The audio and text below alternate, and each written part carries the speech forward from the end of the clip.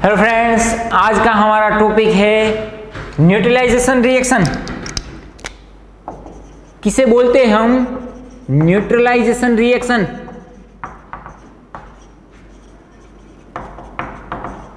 हमने प्राइमरी में पढ़ा हुआ होता है कि यदि कोई एक एसिड और कोई बेस को हम मिलाते हैं तो हमें सोल्ट प्लस वाटर मिलता है, जिसे हम बोलते हैं न्यूट्रलाइजेशन रिएक्शन, तटस्थीकरण की प्रक्रिया।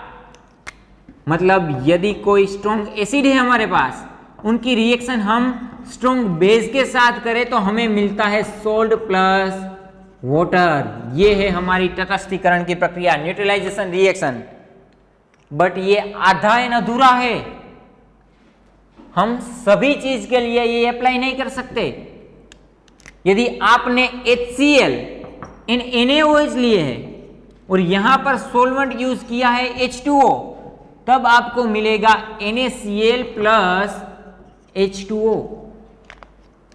मतलब ये है आपका सोल्ट और ये रहा वाटर।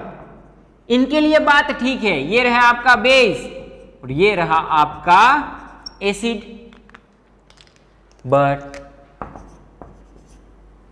आप NaNH की प्रक्रिया रिएक्शन NH4Cl के साथ करवाइए और यहां पर आप सॉल्वेंट यूज करते हैं लिक्विड अमोनिया। देखो, सोल्ट हमें रिमूव करवाना है, ये रहा Na, ये रहा Cl, ये बन गया सोडियम क्लोराइड NaCl प्लस। हमें मिलेगा क्या? यहां पर से NH2 माइनस और यहां पर से NH4 प्लस। मतलब हम ऐसा लिख सकते हैं 2 एमोनिया। तो ये भी एक हमने कल पढ़ा कि ये हमारा सोलवेंट है और इनमें से हमें मिलता है Na प्लस और NH2 माइनस, इनमें से हमें मिलता है NH4 प्लस और Cl माइनस। यदि हमारा सोलवेंट एनायन देता है तो इसे हम बेस बोलते हैं। यदि ये सोलवेंट का केटायन प्रोड्यूस करता है तो इसे हम एसिड बोलते हैं। मतलब ये रहा हमारा एक बेस, ये रहा एसिड। एसिड बेस मिलने से हमें मिलता है सोल्ट, ये मिल गया सोल्ट प्लस वाटर। बट ये तो वाटर है नहीं, ये क्या है हमारा? यहां पर जो हमने सॉल्वेंट यूज किया वो मिला, मतलब वाटर हम नहीं लिख सकते, हमें लिखना होगा सॉल्वेंट। मतलब जो सही डेफिनेशन ये है, यदि आप एसिड और बेस की रिएक्शन करवाते हैं तो आपको मिलता है सोल्ट प्लस सॉल्वेंट। बात समझ में आ रही है? देखिए सेकेंड एग्जांपल। यदि NaCl की रिएक्शन आपने NaNO3 के साथ की और यहां पर आपने सॉल्वेंट यूज किया है N2O4, मतलब आप ये सॉल्वेंट है, यहां पर NO और ये है Cl माइनस, यहां पर Na प्लस और ये है NO3 माइनस। ये सॉल्वेंट का केटायन, ये सॉल्वेंट का एनायन, मतलब ये एसिड की तरह बिहेव करेगा और ये बेस की तरफ। आपको मिलेगा NaCl प्लस एक NO प्लस और NO3 माइनस, मतलब इसे हम N2O4 लिख सकते हैं। और ये क्या है आपका? ये है आपका सॉल्वेंट। और क्या मिला आपको? सोल्ट। सोल्ट तो मिला बट वाटर नहीं मिला। मतलब एसिड और बेस की रिएक्शन की, आपने जो भी सॉल्वेंट यूज किया है उनसे आपको सोल्ट प्लस वो सॉल्वेंट वापस मिलेगा। बात समझ में आ रही है? लिखिए H2F positive,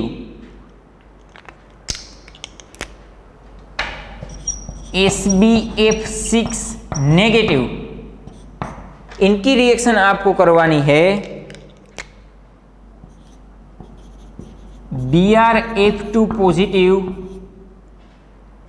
and HF2 negative. यहां पर आपने सॉल्वेंट यूज किया है HF। कल हम HF के बारे में पढ़ चुके हैं। और ये जो है वो आपके सॉल्वेंट का केटायन है, मतलब ये स्पीसीज एसिड की तरह बिहेव करेगी और ये आपके सॉल्वेंट का एनायन है, मतलब ये स्पीसीज बेस की तरह बिहेव करेगी। मतलब आपको मिलेगा BrF2 प्लस SbF6 माइनस ये रहा आपका सोल्ट प्लस HF, ये रहा आपका सोलवेंट। यहाँ पर 2H, ये तीसरा हो गई H3, यहाँ पर एक F, ये 2 है, ये रहे 3F। मतलब आपको यदि ऐसी रिएक्शन दी जाए और पूछा जाए इनमें से सोल्ट कौन सा है, तो ऐसा सोल्ट तो हमने कभी देखा ही नहीं होगा। मतलब आपको जो सोल्वेंट दिया गया है उनका जो केटायन प्रोड्यूस करता है उसे एसिड बोलते हैं, एनायन प्रोड्यूस किया उसे बेस बोलते हैं। इनमें से प्लस माइनस को मिला दो, सोल्वेंट को बाहर निकालो, जो मिलता है वो आपका सोल्ट है और दूसरा सोल्वेंट है। लिखिए इतना।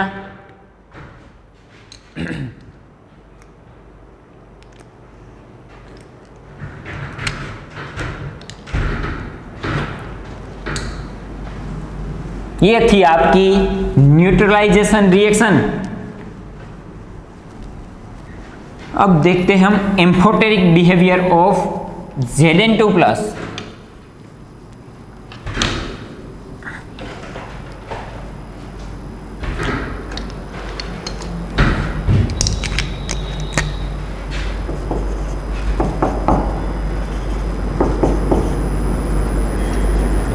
Amphoteric behaviour of Zn+2।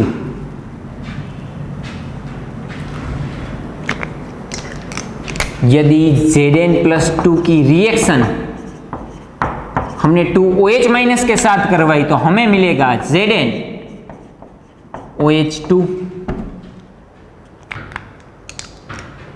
ये जो ZnOH2 है उनकी फर्दर रिएक्शन हमने एसिडिक मीडिया में H3O प्लस के साथ करवाई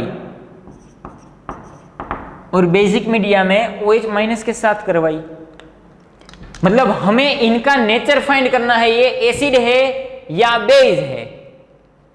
यदि ये एसिड में सोल्यूबल है, ये एसिड में सोल्यूबल है, मतलब ये एसिड है तो ये बेस होगा और ये न्यूट्रलाइजेशन रिएक्शन देना चाहिए। यदि ये बेस के साथ सोल्यूबल है, मतलब आप जो बेस ऐड कर रहे हो उसमें ये सोल्यूबल है, मतलब इनका बिहेवियर एसिड का होगा और ये सोल्ट देना चाहिए। बट ये दोनों में सोल्यूबल है। आप इसकी रिएक्शन एसिड के साथ करवाओगे तो ये बेस की तरह बिहेव करेगा, इनकी रिएक्शन बेस के साथ करवाओगे तो ये एसिड की तरह बिहेव करेगा। और जो दोनों बिहेव एसिड और बेस दोनों तरीके से बिहेव करता है, इसे हम बोलते हैं एम्फोटेरिक बिहेवियर। यदि एसिड के साथ रिएक्शन की तो आपको मिलेगा ZnH2O2 2+ और OH के साथ ये देगा ZnOH2 था, दूसरे 2OH 2-। ये भी सोल्यूबल है, ये भी सोल्यूबल है।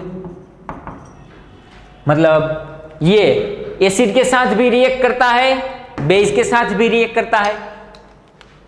यदि H3O प्लस हमारा एसिड है, H3O प्लस हमारा एसिड है, तो उनके साथ ये बेस की तरह बिहेव करेगा और ये OH माइनस हमारा बेस है तो उनके साथ ये एसिड की तरह बिहेव करेगा। मतलब इनका नेचर एम्फोटेरिक है। यदि Zn2 प्लस की रिएक्शन हमने NH2 माइनस से करवाई, ये ऑक्सीजन OH की जगह हमने रिप्लेस कर दिया NH2, तो ये बनाएगा ZnNH2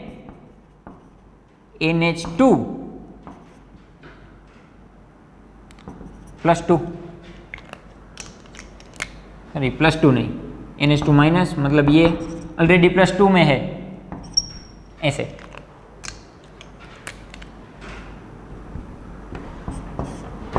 इनका हमें नेचर फाइंड करना है, मतलब इनकी रिएक्शन हम करवाएंगे NH4+ से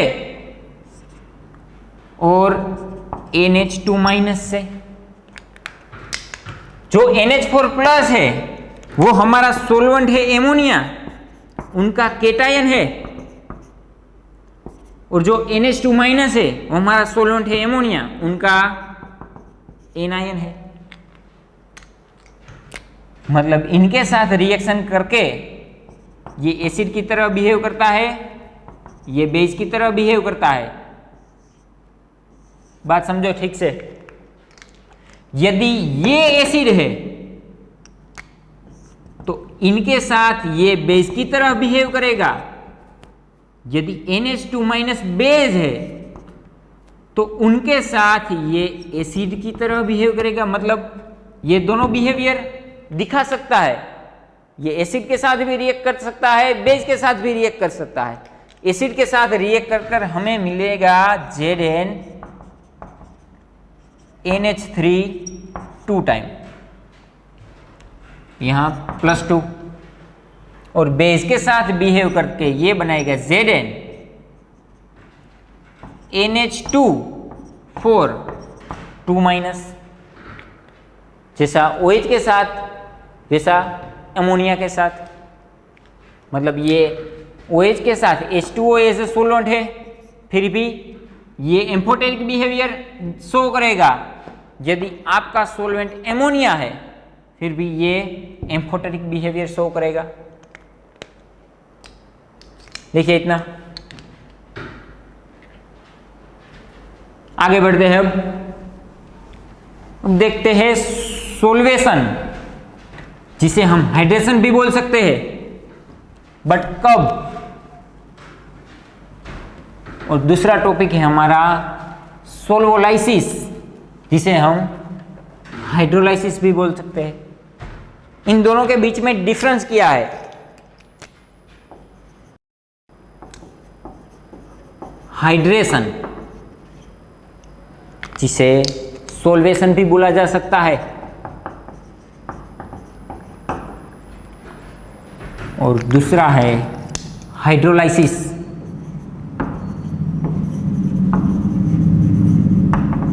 जिसे सोल्वोलाइसिस भी बोला सकता है। समझिए बात। यदि हमारा सोल्वेंट वाटर है तो इसे हम हाइड्रेशन बोलेंगे, और यदि हमारा सोल्वेंट वाटर के अलावा कोई और है तो उसे हम सोल्वेशन बोलेंगे। यहां पर भी सेम, यदि सोल्वेंट हमारा वाटर है तो इसे हम हाइड्रोलाइसिस बोलेंगे, और सोल्वेंट के अलावा वाटर के अलावा कोई सोल्वेंट है जिसे हम सोल्वोलाइसिस बोलेंगे। अब हाइड्रोलाइसिस एंड हाइड्रेशन में क्या डिफरेंस है? तो फर्स्ट पॉइंट, यहां जो वाटर है वो एक्ट एज अ सोल्वेंट की तरह बिहेव करता है। वाटर है वो हमारा सोल्वेंट है। यदि सोल्वेंट ब्रेक नहीं करता, सोल्वेंट डू नॉट स्प्लिट, मतलब सोल्वेंट यदि ब्रेक नहीं होता हमारा तो वो एनर्जी को हम हाइड्रेशन एनर्जी बोलेंगे। और यदि हमारा सोल्वेंट ब्रेक होता है, स्प्लिट हो जाता है, सोल्वेंट कैन स्प्लिट, मतलब टूट जाता है। फॉर एग्जाम्पल, यदि हमने कॉपर सल्फेट के साथ H2O मॉलिक्यूल की रिएक्शन की, यहां पर जो हमारा वाटर है ये है हमारा सोल्वेंट, तो हमें मिलेगा CuSO4 इंटू 5H2O। यहां स्टार्टिंग में भी सोल्वेंट H2O था और यहां पर भी H2O है, ये ब्रेक नहीं किया। मतलब यहां पर कॉपर का ऑक्सीडेशन है +2 SO4 2-, ये पॉजिटिव चार्ज है जो कॉपर पर, और ये रहे हमारा H2O, इनके पास होती है लोन पेयर। ये पॉजिटिव चार्ज और लोन पेयर के बीच में अट्रैक्शन होता है, उनकी वजह से H2O मेटल के पास आते हैं और वो एनर्जी रिलीज करते हैं, उसे हम बोलते हैं हाइड्रेशन एनर्जी। वो आप पढ़ोगे। इस तरह 5 H2O हमारे कॉपर के साथ ऐसी बॉन्डिंग बनाएंगे। यहाँ पर सोलवेंट हमारा वाटर है, वो ब्रेक नहीं हो रहा है, तो इस एनर्जी को हम बोलेंगे हाइड्रेशन।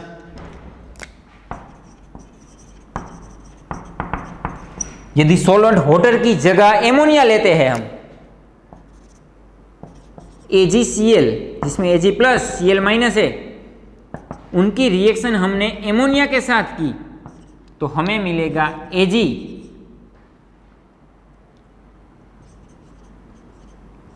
NH3 पॉजिटिव, ये रहा Cl AgCl2 के साथ। देखिए यहां पर Ag के साथ जो एमोनिया है, वो यहां पर सॉल्वेंट एमोनिया था, यहां पर ब्रेक नहीं किया, ये भी एमोनिया है। मतलब सॉल्वेंट यदि वाटर की जगह हम एमोनिया यूज करते हैं, तो इसे हम एमिनोशन भी बोल सकते हैं। जैसे ये हाइड्रेशन है, ऐसे ये एमिनोशन,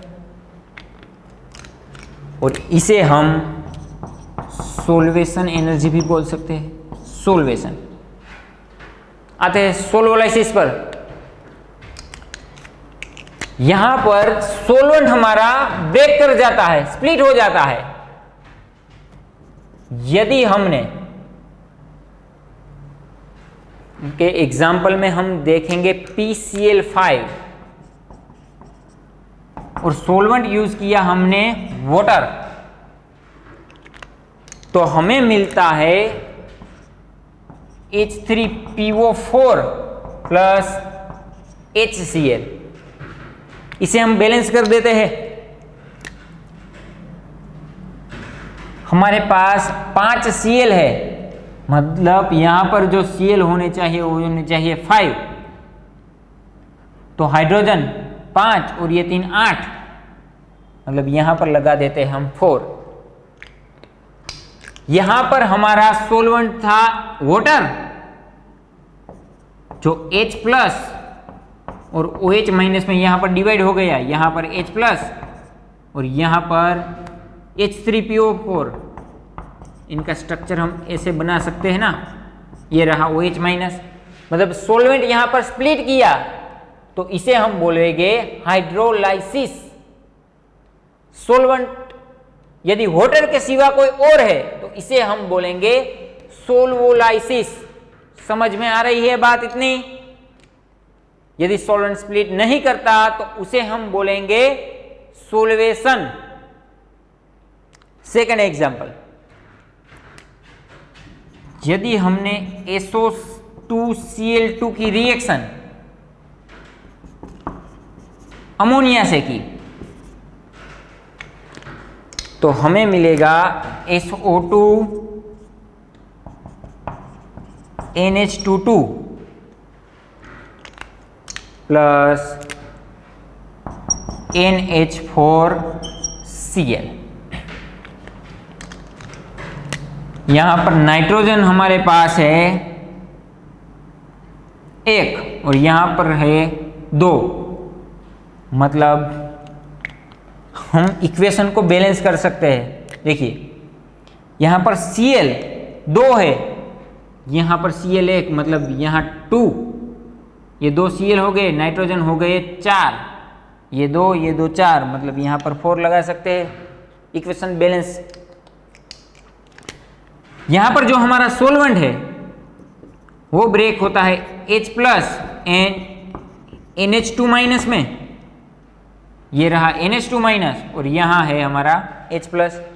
सोलवेंट ब्रेक किया तो उसे हम बोलेंगे सोल्वोलाइसिस। यदि नहीं करता तो उसे हम बोलेंगे हाइड्रेशन या सोल्वेशन। इन दोनों के बीच का डिफरेंस पता होना चाहिए। मतलब अभी तक हमने पढ़ा है न्यूट्रलाइजेशन रिएक्शन,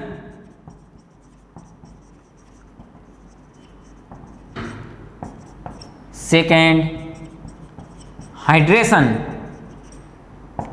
एंड हाइड्रोलाइसिस। बस इन तीनों के बीच का आपको डिफरेंस पता होना चाहिए। इनमें से क्वेश्चन आ सकते हैं, बट हमें पता ही नहीं होता क्वेश्चन कहना क्या चाहता है। ठीक है, इतना रखिए।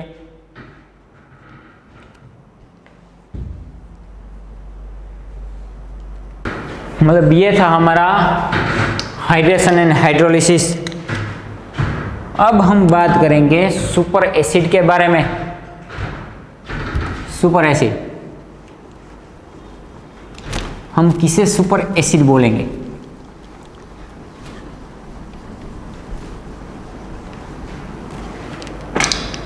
लिखिए नेक्स्ट टॉपिक।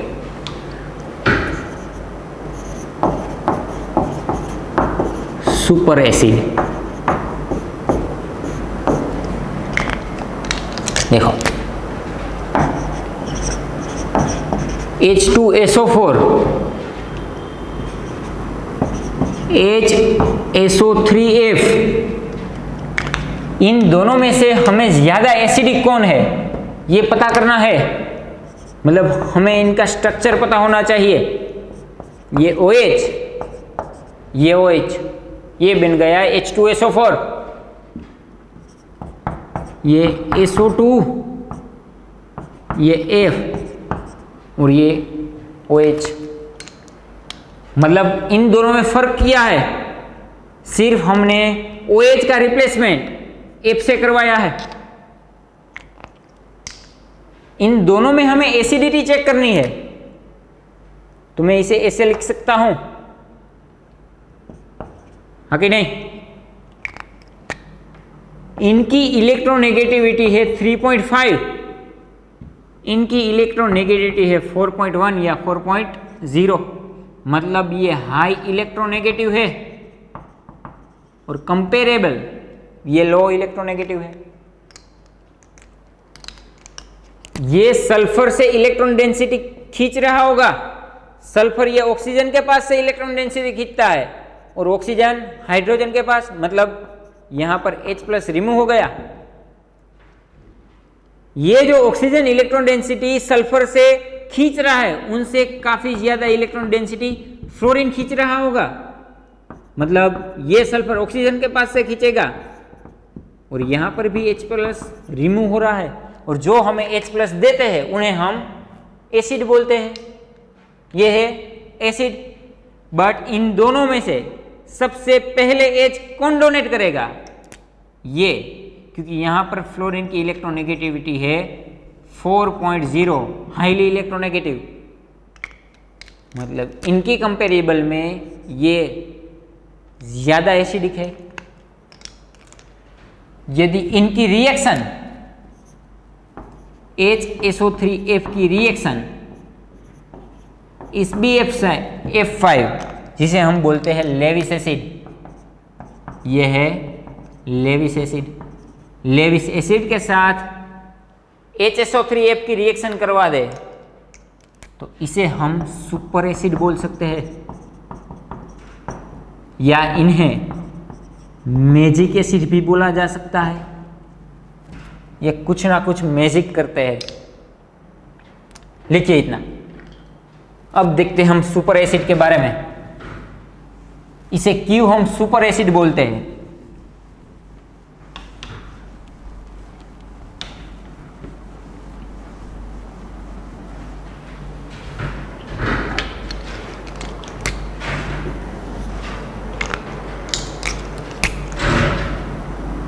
ये है हमारा HSO3F, और ऑक्सीजन के पास होती है 2 लोन पेयर, फ्लोरीन के पास होती है 3 लोन पेयर। SbF5 है वो हमारा लेविस एसिड है, और लेविस एसिड हम किन्हें बोले कि जिनके पास कोई ऑर्बिटल वैकेंट है और इलेक्ट्रॉन पेयर एक्सेप्ट करता है, जिसे हम बोलते हैं लेविस एसिड। मतलब यहाँ पर इलेक्ट्रॉन पेयर ये ऑक्सीजन की एक्सेप्ट करेगा। देने को तो फ्लोरीन भी दे सकता है, बट फ्लोरीन की इलेक्ट्रॉन नेगेटिविटी हाई है, उसके कंपेयर में ऑक्सीजन की इलेक्ट्रॉन नेगेटिविटी कम है। मतलब पहले इलेक्ट्रॉन पेयर कौन डोनेट करेगा? ऑक्सीजन। और ये बनाएगा HO।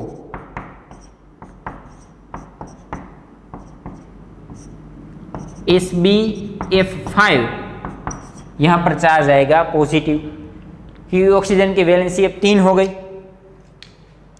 ये चार्ज आने की वजह से ये पाई बॉन्ड के इलेक्ट्रॉन डेंसिटी अपनी तरफ खींचेगा। मतलब यहां पर जनरेट होगा पार्शियली पॉजिटिव चार्ज।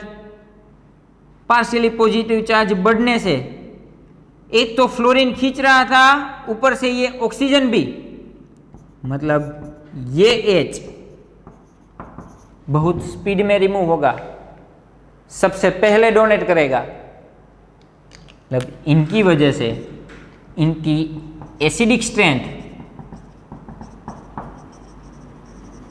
काफी ज्यादा बढ़ गई, जिसे हम बोलते हैं सुपर एसिड। एसिड से भी ज्यादा acidic, super acid. Super acid form देखिए इनका फॉर्म कैसा होता है। HSO3F है, उनकी रिएक्शन हमने की SbF5 के साथ। मतलब इसने बनाया SO3F SbF5 और जो एक H+ डोनेट किया, इनमें से जो ये H+ रिमूव हुआ, वो दूसरा मॉलिक्यूल HSO3F का ये कंज्यूम कर लेगा और ये बनाएगा H2SO3F पॉजिटिव। और दूसरा हमें क्या मिला? दूसरा हमें मिला SbF5 SO3F नेगेटिव।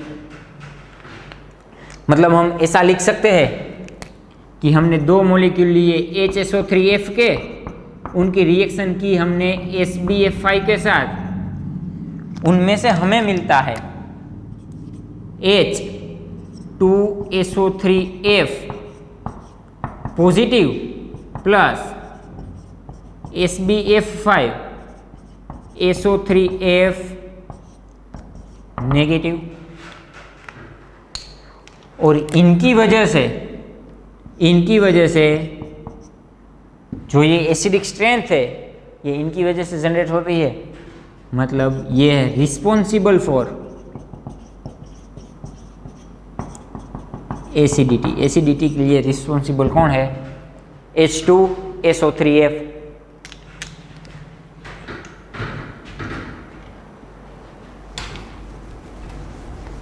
हमें हाइड्रोकार्बन के बीच में जो कार्बन कार्बन या कार्बन हाइड्रोजन बॉन्ड है, ये सुपर एसिड उन्हें भी ब्रेक करवा सकता है। इन 1994 में जो हमारे हाइड्रोकार्बन होते हैं, इनमें जो कार्बन कार्बन बॉन्ड है, ये होते हैं नॉन पोलर। समझिएगा, ये होते हैं नॉन पोलर, इनमें पोलैरिटी नहीं है। मतलब लाइक डिजोल्व लाइक के कंसेप्ट से ये नॉन पोलर में डिजोल्व होने चाहिए। और ये हमारा एसिड है, ये हमारे जो एसिड है वो तो पोलर है। मतलब ये एसिड इन्हें भी डिजोल्व करवा सकते हैं। ये जो हमारा H2SO3F पॉजिटिव है, इनकी रिएक्शन हाइड्रोकार्बन से की, ये H+ डोनेट करेगा और ये हमारा हाइड्रोकार्बन है,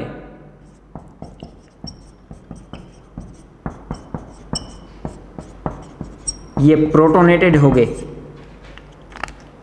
और हमें पता है कार्बन नेवर पेंटावेलेंट, मतलब ये बॉन्ड के इलेक्ट्रॉन लेकर यहाँ से CH4 रिमूव होगा और ये जनरेट हो गया कार्बोकेटायन।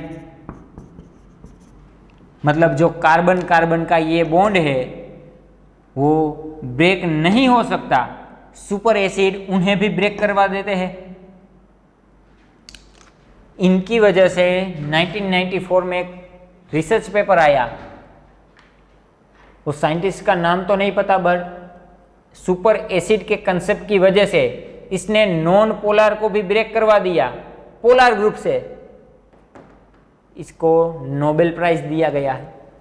और ये यूनिक रिएक्शन है, क्योंकि हमें पता है जो नॉन पोलर होते हैं वो नॉन पोलर में डिसोल्व होते हैं, पोलर पोलर में डिसोल्व होते हैं, बट पोलर की रिएक्शन नॉन पोलर से की और इनमें से ये कार्बोकेटायन जनरेट करते हैं। ये कुछ यूनिक था, मतलब 1994 में इन्हें नोबेल प्राइज दिया गया। Super acid also protonated PX3, ये PX3 को भी प्रोटोनेटेड करवा सकते हैं कि super acid also protonated PX3। यदि हमारे पास कोई PX is equal to FCl-BrI, उनकी रिएक्शन H2SO3F इनके साथ करवाए तो ये HPOX3 पॉजिटिव इन्हें भी प्रोटोनेटेड करवा सकते हैं। इसीलिए तो हम इन्हें एसिड नहीं बोलते, इन्हें हम बोलते हैं सुपर एसिड। लिखिए इतना। अब हम बात करेंगे HSAB प्रिंसिपल। HSAB प्रिंसिपल, ये HSAB है क्या? ये है hard soft acid base principle. मतलब यहां पर hard and soft interaction, hard and soft interaction more stable. ये हार्ड का मतलब है कि आपका मेटल, हार्ड मेटल के साथ जुड़ा हुआ लिगेंड भी हार्ड है, हार्ड लिगेंड। और हार्ड एसिड नहीं, ये रहने दो, अभी ये लिगेंड मेटल, यहाँ पर सॉफ्ट मेटल के साथ जुड़ा हुआ लिगेंड भी सॉफ्ट होना चाहिए, सॉफ्ट लिगेंड। इनके इंट्रैक्शन के बारे में हमें बात करनी है।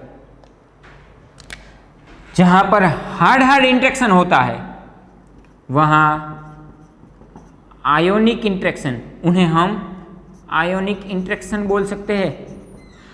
और जहां सॉफ्ट इंट्रैक्शन होता है इन्हें हम कोवेलेंट इंट्रैक्शन बोल सकते हैं।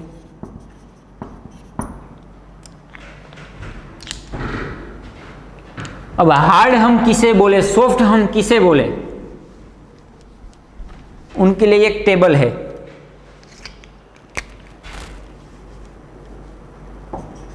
हार्ड का मतलब क्या है, सॉफ्ट का मतलब क्या है। यदि हम साइज की बात करें, साइज,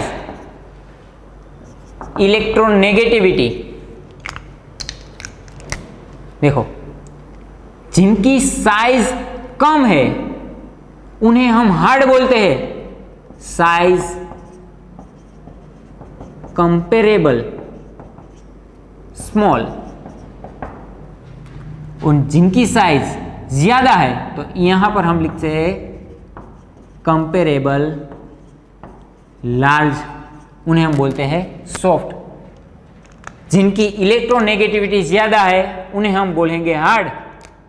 इलेक्ट्रोनेगेटिविटी कंपेरेबल हाई, और यहाँ पर इलेक्ट्रोनेगेटिविटी कंपेरेबल लो। चार्ज की बात करें, जिस पर चार्ज ज्यादा है, हाई चार्ज, उन्हें हम बोलते हैं हार्ड, और उसके कंपेयर में कंपेरेबल लो चार्ज है, उसे हम बोलते हैं सॉफ्ट। मतलब इनके हमें एग्जाम्पल देखने हैं हार्ड सॉफ्ट के। तो यदि MgOH2 HgI2, यहां पर मेटल है Mg और वो +2 ऑक्सीडेशन स्टेट में है, और यहां पर ऑक्सीजन OH नेगेटिव, यहां पर चार्ज +2 है, मतलब ये हार्ड मेटल है, और ऑक्सीजन की साइज लो है एंड इलेक्ट्रोनेगेटिविटी हाई है, मतलब साइज स्मॉल है और इलेक्ट्रोनेगेटिविटी हाई है, मतलब ये भी हार्ड है। इसे हम बोलते हैं हार्ड हार्ड इंटरेक्शन।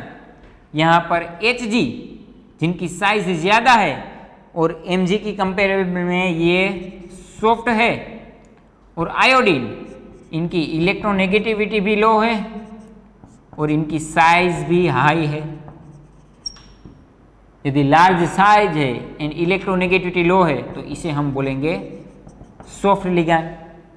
मतलब ये सॉफ्ट इंटरेक्शन है, ये हार्ड इंटरेक्शन है।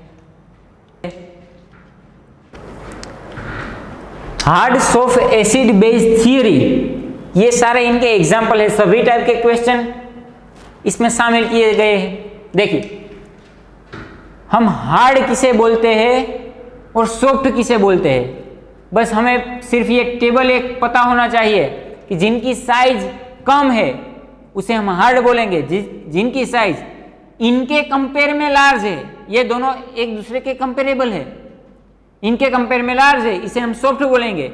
जिनकी इलेक्ट्रोनेगेटिविटी हाई है उन्हें हम हार्ड बोलेंगे, जिनकी इलेक्ट्रोनेगेटिविटी लो है उन्हें हम सॉफ्ट बोलेंगे। जिनका चार्ज हाई है उन्हें हम हार्ड बोलेंगे, जिनका चार्ज लो है इन्हें हम सॉफ्ट बोलेंगे। मतलब हमें क्वेश्चन ऐसा पूछा जाता है कि इन दोनों में से मोर स्टेबल कौन है, इन दोनों में से मोर स्टेबल कौन है, तो निकालते हैं। यहां पर ऑक्सीडेशन स्टेट यहां पर है Hg, हमें Hg का ऑक्सीडेशन स्टेट निकालना है। I होता है -2 = -1, ये +2, मतलब इनका ऑक्सीडेशन स्टेट है +1।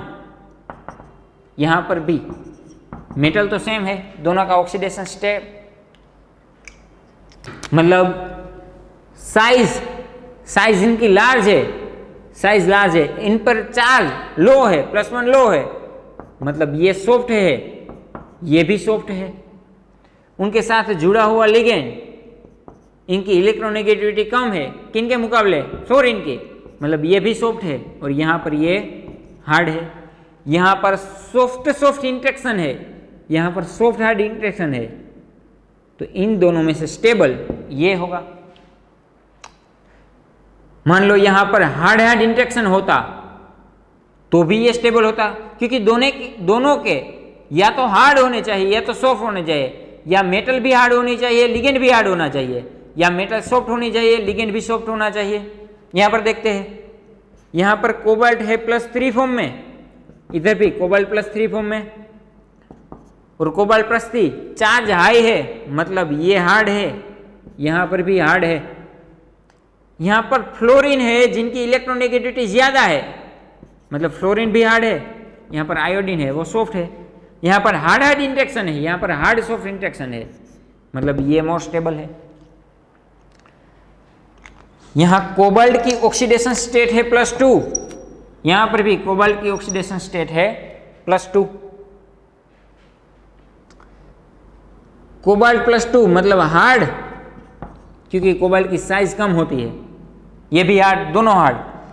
नाइट्रोजन की इलेक्ट्रोनेगेटिविटी हाई है सल्फर के मुकाबले, मतलब इलेक्ट्रोनेगेटिविटी ज्यादा, मतलब ये भी हार्ड। यहां पर ये सॉफ्ट है, यहां हार्ड हार्ड इंटरेक्शन है, यहां हार्ड सॉफ्ट इंटरेक्शन है, मतलब ये प्रोडक्ट मोर स्टेबल है।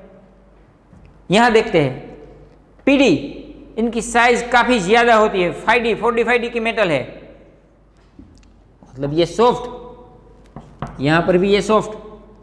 यहां पर नाइट्रोजन इलेक्ट्रोनेगेटिविटी आई है, मतलब हार्ड।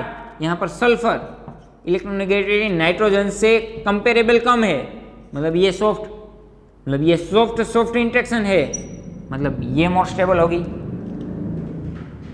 यदि दोनों सॉफ्ट है और एक सॉफ्ट हार्ड है तो सॉफ्ट सॉफ्ट मोर स्टेबल, दोनों हार्ड है और एक सॉफ्ट हार्ड है, मतलब हार्ड हार्ड मोर स्टेबल। यहां पर देखिए, यहां पर दो टाइप के लिगेंड है, मेटल एक है। यदि लिगेंड का नेचर सेम है तो प्रोडक्ट मोर स्टेबल होगी। कोबाल्ट, कोबाल्ट का ऑक्सीडेशन स्टेट है +3, यहां पर भी कोबाल्ट का ऑक्सीडेशन स्टेट है +3, मतलब मेटल हार्ड है, यहां पर भी मेटल हार्ड है। जो हमारा एमोनिया है वो भी हार्ड है, नाइट्रोजन। फ्लोरीन, फ्लोरीन भी हार्ड है, मतलब यहां पर सब हार्ड है। यहां पर एमोनिया, नाइट्रोजन, इलेक्ट्रोनेगेटिव हाई है, मतलब हार्ड। आयोडीन, आयोडीन फ्लोरीन के कंपेरेबल में सॉफ्ट है, मतलब यहां पर दोनों लिगेंड का नेचर सेम है, हार्ड हार्ड, मतलब ये मोर स्टेबल होगा कंपेरेबल। यहां पर देखिए, यहां पर कोबाल्ट की ऑक्सीडेशन स्टेट +3, यहां पर भी +3। यहां पर मेटल हार्ड है। कार्बन, कार्बन सॉफ्ट होता है, और फ्लोरीन, फ्लोरीन हार्ड है, क्योंकि कार्बन की इलेक्ट्रोनेगेटिविटी कम है। यहां पर मेटल हार्ड है, कार्बन ये सॉफ्ट है, और आयोडीन ये भी सॉफ्ट है। यहां पर लिगेंड का नेचर है सॉफ्ट हार्ड, यहां पर लिगेंड का नेचर है सॉफ्ट सॉफ्ट, मतलब ये प्रोडक्ट मोर स्टेबल होगी। बात समझ में आ रही है? यहां BF3 जो फ्लोरीन की इलेक्ट्रोनेगेटिविटी है वो काफी हाई है, मतलब इन्हें हम बोलते हैं हार्ड, और उनके कंपेयर में हाइड्रोजन, हाइड्रोजन है सॉफ्ट। हमें पेयर बनानी है कि BF3 के साथ कौन पेयर बना सकता है। यहां पर H- है, H- होने के कारण इनकी साइज लार्ज है। यदि साइज लार्ज है तो ये सॉफ्ट इंटरेक्शन, ये सॉफ्ट होगा H-। और एमोनिया, इनमें नाइट्रोजन की इलेक्ट्रोनेगेटिविटी हाई है, मतलब इसे हम हार्ड बोलेंगे। तो hard hard stable and soft soft stable, मतलब ये इनकी पेयर है, ये इनकी पेयर है। सिर्फ आपको इतना पता होना चाहिए। देखो यहां पर फ्लोरीन हार्ड है और H- इनकी साइज बड़ी होती है, मतलब ये सॉफ्ट है, बड़ी मतलब कंपेरेबल बड़ी। यहां पर हाइड्रोजन है, यहां पर फ्लोरीन है, यहां पर हाइड्रोजन ये सॉफ्ट है, और ये फ्लोरीन जो हार्ड है। मतलब आफ्टर रिएक्शन से हमें क्या मिलेगा? हमें हार्ड हार्ड इंटरेक्शन मिलेगी और सॉफ्ट सॉफ्ट इंटरेक्शन मिलेगी, मतलब हार्ड हार्ड मिलकर हमें बनाएगा BF4 negative, and soft soft मिलकर बनाएगा BH4 नेगेटिव। समझ आ रहा है? यहां पर हार्ड सॉफ्ट था, मतलब ये भी अनस्टेबल है, ये भी अनस्टेबल है, दोनों मिला देते हैं तो BF4 हार्ड हार्ड, यहां BH4 ये सॉफ्ट सॉफ्ट इंटरेक्शन दिखाएगा, मतलब ये अब स्टेबल बन गया, ये भी स्टेबल बन गया। देखो यहां पर दोनों के पास लोन पेयर है, और ये दोनों के पास वैकेंट p ऑर्बिटल भी है, मतलब यहां पर नाइट्रोजन भी इलेक्ट्रॉन डोनेट कर सकता है, फास्फोरस भी इलेक्ट्रॉन डोनेट कर सकता है। बट यहां पर आपको देखना है हार्ड्स ऑफ इंटरेक्शन। यहां जो फ्लोरीन जुड़ा है उनकी वजह से BF4 ये हार्ड है और हाइड्रोजन की वजह से BH3 ये सॉफ्ट है। फास्फोरस के मुकाबले इनकी इलेक्ट्रोनेगेटिविटी ज्यादा है, मतलब नाइट्रोजन वाली साइड हार्ड साइड कहलाएगी, फास्फोरस वाली साइड सॉफ्ट साइड कहलाएगी। मतलब इनका रिएक्शन यदि BF3 के साथ किया जाए तो हमें मिलेगा CH32N PF2। ये हार्ड है, ये किन के साथ जुड़ेगा? हार्ड के साथ, मतलब यहां पर जुड़ेगा BF3, ये एज इट इज। यदि इनकी रिएक्शन BH3 के साथ की जाए तो BH3 सॉफ्ट है, वो सॉफ्ट साइड पर अटैक करेगा, मतलब CH32N PF2 ये बनाएगा BH3। इतना समझ आ रहा है? ये थी हमारी hard soft acid base theory. इस टाइप के क्वेश्चन पूछे जा सकते हैं। सिर्फ आपको इतना बताना है कि इनमें से कौन सा कॉम्प्लेक्स स्टेबल है, वो हम नहीं बता सकते, बट HSAB थियरी की मदद से यदि जो दो लिगेंड है डिफरेंट टाइप के, वो दोनों सेम इंटरेक्शन, यहाँ पर हार्ड सॉफ्ट इंटरेक्शन है, यहाँ पर सॉफ्ट सॉफ्ट इंटरेक्शन है, मतलब ये कॉम्प्लेक्स स्टेबल होगा कंपेरेबल टू दिस कॉम्प्लेक्स। लिखिए इतना। ये थी हमारी HSAB प्रिंसिपल।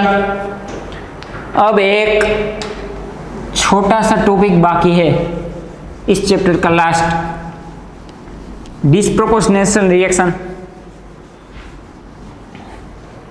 देखो, डिस्प्रोपोर्शनेशन रिएक्शन। डिस्प्रोपोर्शनेशन रिएक्शन, इनका मीनिंग क्या होता है?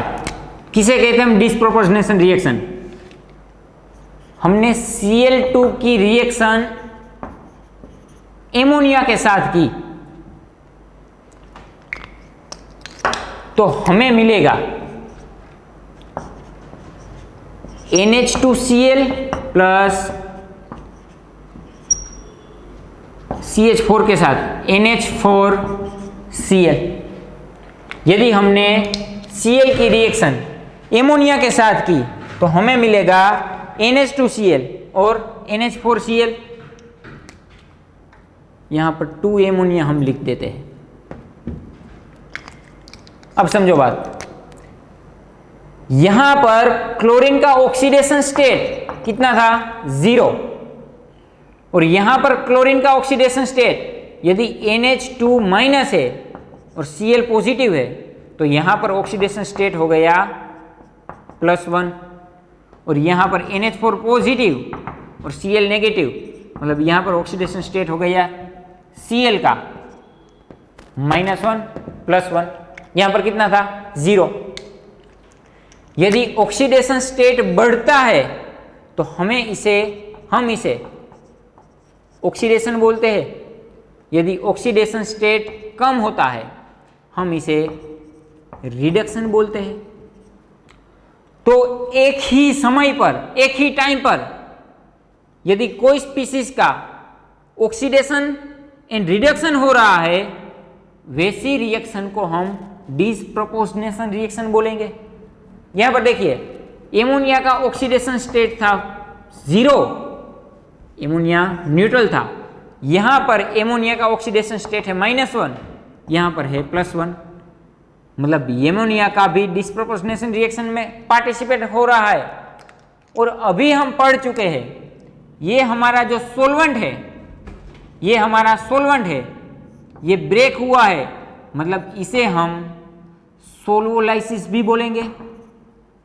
मतलब आपको क्वेश्चन ऐसे टाइप के दिए जाएंगे कि यहां पर Cl2 का क्या हो रहा है और एमोनिया का क्या हो रहा है। Cl2 का डिस्प्रपोर्शनेशन रिएक्शन हो रहा है और एमोनिया का डिस्प्रपोर्शनेशन रिएक्शन प्लस सोल्वोलाइसिस दोनों हो रहे हैं। मतलब डिस्प्रपोर्शनेशन रिएक्शन हम किसे बोले? यदि एक ही समय पर कोई एक स्पीसीज का ऑक्सीडेशन और रिडक्शन दोनों हो रहा है, इसे हम बोलते हैं डिस्प्रपोर्शनेशन रिएक्शन। और ये 4 मार्क का क्वेश्चन होता है। आपको अभी असाइनमेंट मिलेगा, वो आप सोल्व कीजिए। इसमें एक क्वेश्चन है। यहां पर हम हमारे acid base theory, acid base chapter खत्म करते हैं।